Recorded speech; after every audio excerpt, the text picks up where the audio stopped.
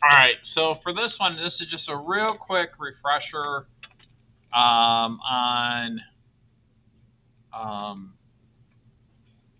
right triangles, okay? So if you haven't covered this in your geometry class, I'm just going to label a couple of things and how it pertains to our physics class. So this is a right triangle. What does that mean? Well, that means that we have some angle here, theta. What does this little box mean? Does anybody want to? This box is 90 degrees. So it's called a right triangle because that at one corner of the triangle equals 90 degrees. Now, when we label these,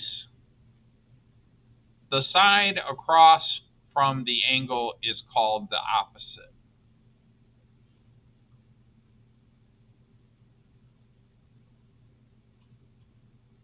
Okay? Now, the side across from the 90-degree angle is called the hypotenuse. And if you're like, how do you spell that? Hypotenuse.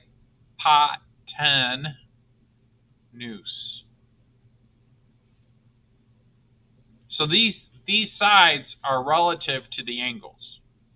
And the side left over is called the adjacent.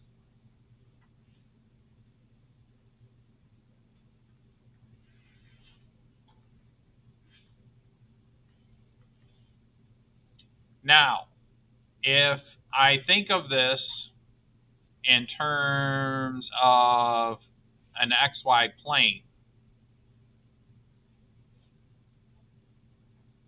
actually, I don't like that. Let's do it. Let's make it look nice. So if I think of this in terms of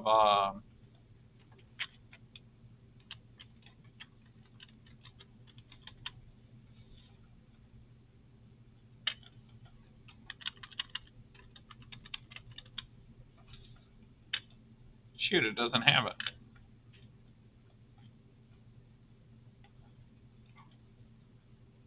Dang it, it doesn't have it. Oh well.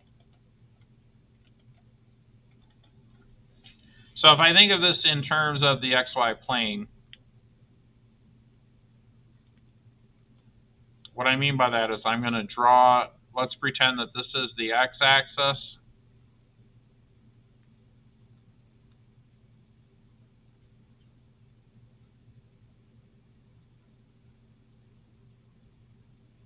And that's the y-axis. Now this point over here, that's x comma y. Okay, I'll give you a second to write that down.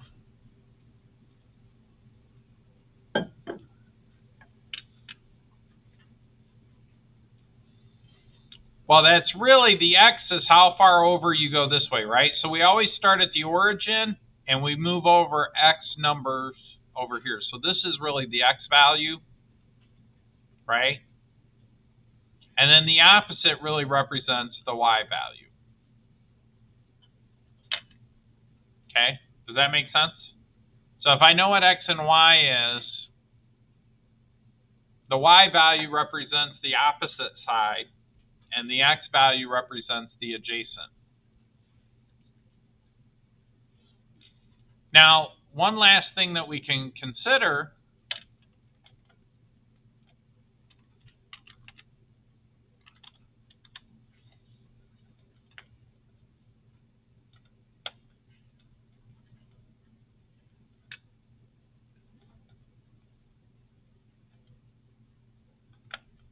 I don't want that.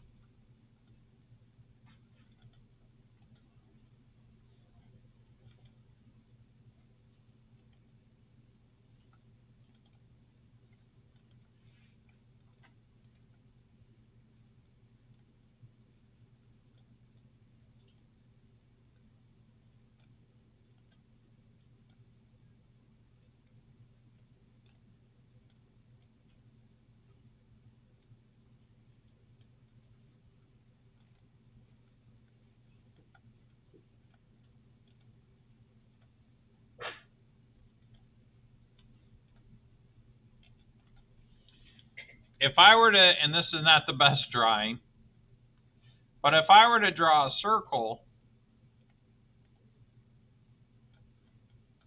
that went through that point, and I'll zoom out a little more so you guys can see it. If I were to draw a circle that went through that point, then the hypotenuse of this triangle, that would be the radius, wouldn't it?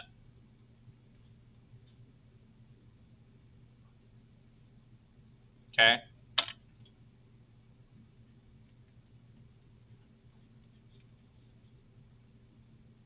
So in geometry, they do this trigonometry is the study of two of the three sides of the triangle. And so the two things that you need to know here is that sine of theta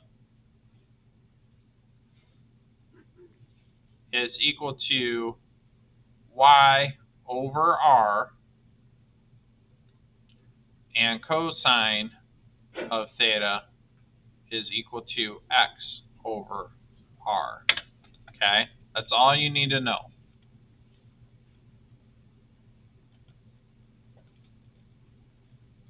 Let me slide that over so you guys can see it. Okay?